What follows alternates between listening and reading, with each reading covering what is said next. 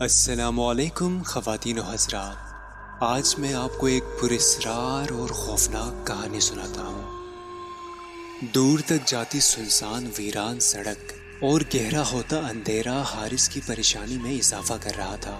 ایک تو اجنبی شہر کوئی جان پہچان والا بھی نہیں تھا۔ وہ پریشان نظروں سے اپنی چاروں اطراف دیکھ رہا تھا۔ بس سے اترنے کے بعد اسے سمجھ نہیں آ رہا تھا کہ وہ کس طرف جائے۔ اسے لگ رہا تھا کہ اس نے یہاں آنے میں جلد بازی سے کام لیا ہے، پر وہ کیا کرتا؟ غربت نے اسے شہر آنے پر مجبور کر دیا تھا۔ گاؤں میں کوئی ایسا کام تھا ہی نہیں جس سے وہ اپنی ماں اور چھوٹے بہن بھائیوں کی کفالت کرتا۔ والد کم عمری میں ہی فوت ہو گئے تھے۔ اب حارث ہی گھر کا بڑا تھا۔ ماں نے اسے شہر آنے سے پہلے سمجھایا تھا، مگر حارث کے سر پر شہر آ کر نوکری کرنے کا بھوت سوار تھا۔ چل بیٹا، اللہ مالک ہے حارث، جب یہاں آ ہی گیا ہے تو اللہ کوئی نہ کوئی سبب مہیا کر ہی دے گا۔ وہ بیگ اٹھائے ہوئے منہ میں بڑبڑاتے اپنے انجان راستے کی طرف چلنے لگا۔ بڑھتے ہوئے اندھیرے کی وجہ سے اسے راستہ دکھائی ہی نہیں دے رہا تھا کہ وہ کس طرف جا رہا ہے۔ چلتے چلتے اس کا پیر کسی پتھر سے ٹکرایا تھا اور وہ منہ کے بل گر گیا تھا۔ اس نے غور کیا تو وہ کوئی قبر تھی۔ اس کے تو بدن میں سنسنی سی دوڑ گئی۔ وہ جلدی سے گھبرا کر کپڑے جھاڑ کر کھڑا ہوا۔ وہ اس وقت کسی قبرستان میں کھڑا تھا۔ وہ گھبرا کر جلدی جلدی آگے بڑھنے لگا۔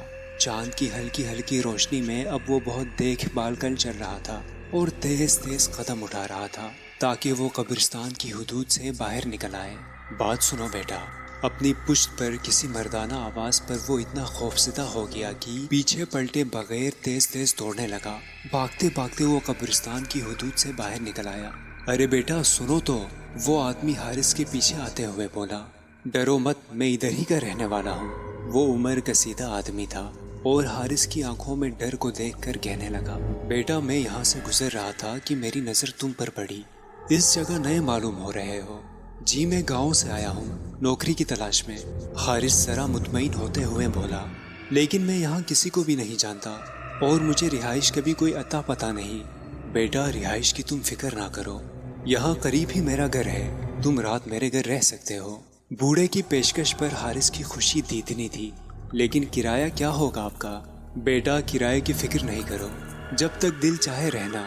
بیٹا گھر میں اور میری بیوی ہی ہوتے ہیں، گھر میں ہمارا اکیلا پن بھی دور ہو جائے گا اور تمہارا رہائش کا مسئلہ بھی ختم ہو جائے گا۔ حارث کو یقین ہی نہیں آ رہا تھا کہ اتنی جلدی اس کی اتنی بڑی مشکل دور ہو جائے گی۔ باتیں کرتے کرتے وہ ایک گھر کی جانب آ کر رک گئے۔ گھر کافی پرانا خستہ حالت کا لگ رہا تھا۔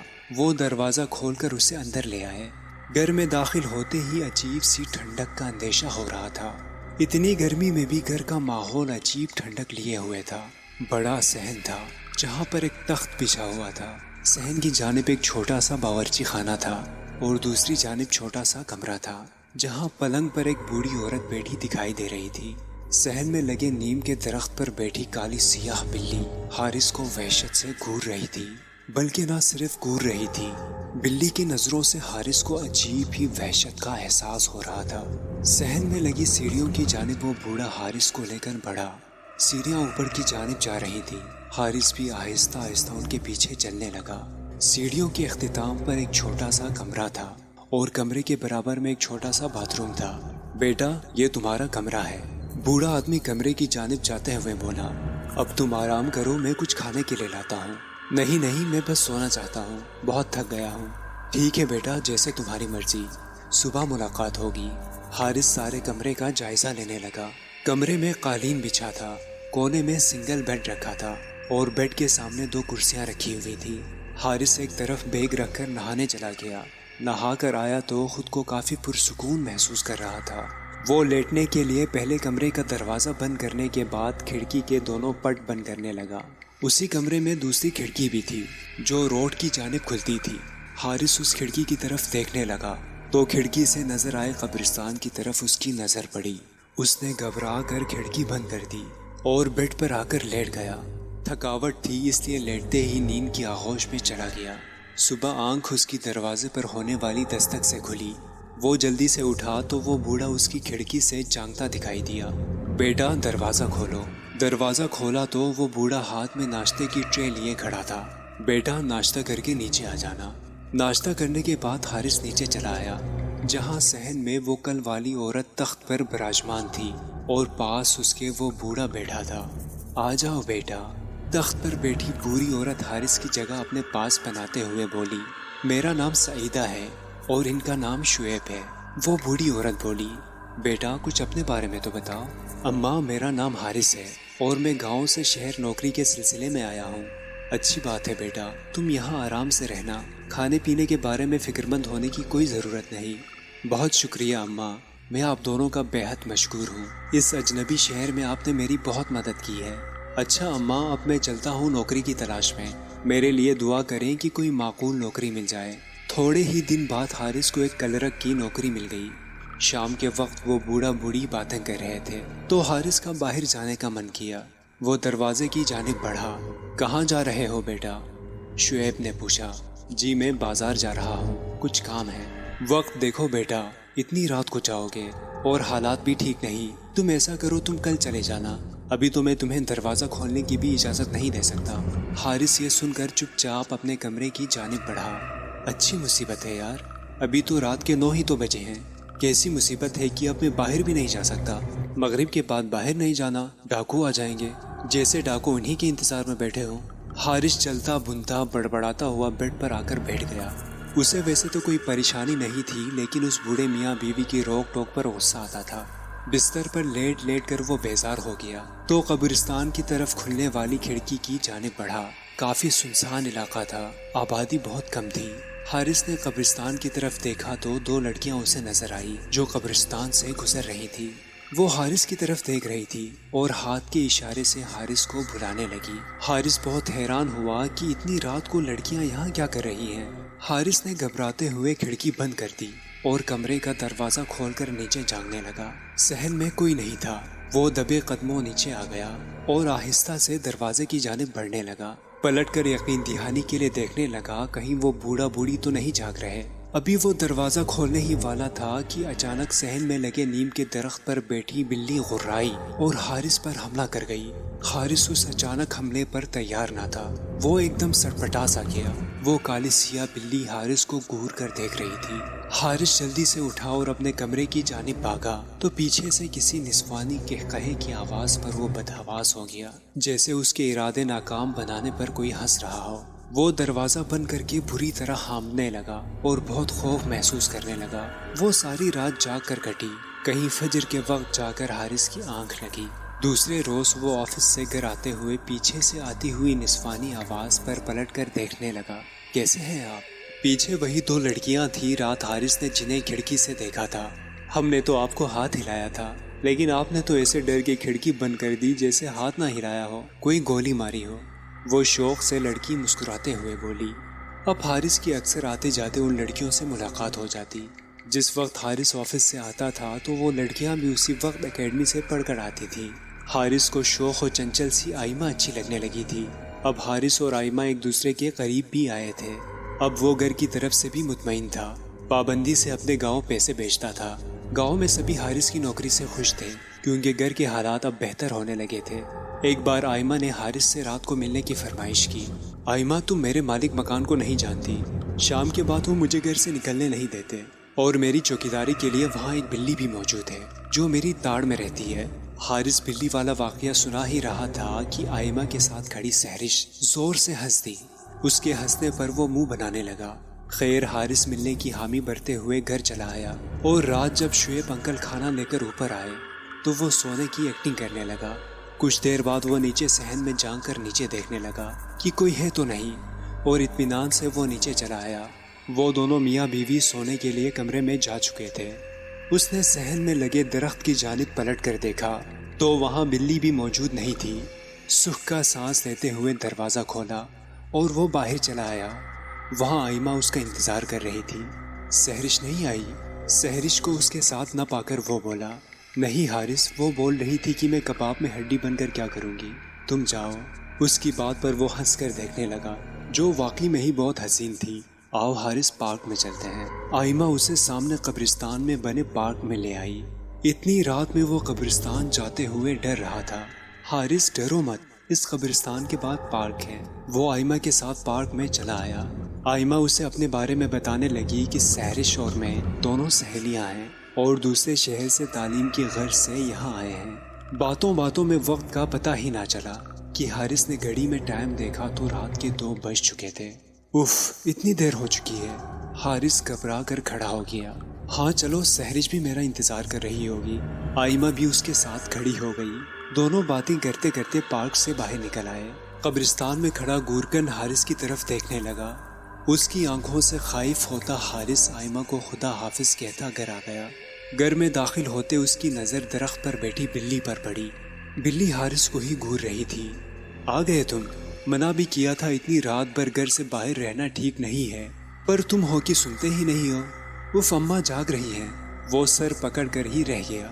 چلو اب آ گئے ہو تو کھانا کھا لو۔ تم نے رات کھانا بھی نہیں کھایا تھا۔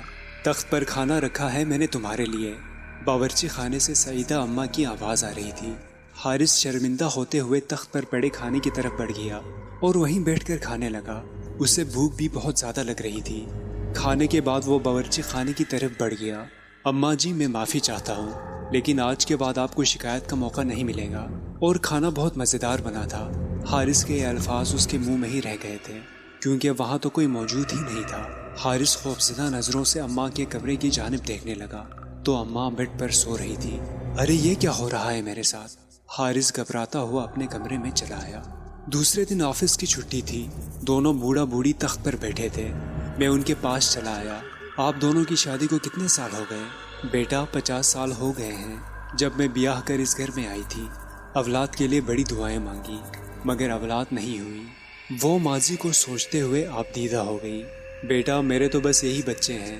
وہ درخت پر بیٹھی بلیوں کی جانب دیکھتے ہوئے بولی، اماں آپ کو بلیاں بہت پسند ہیں کیا؟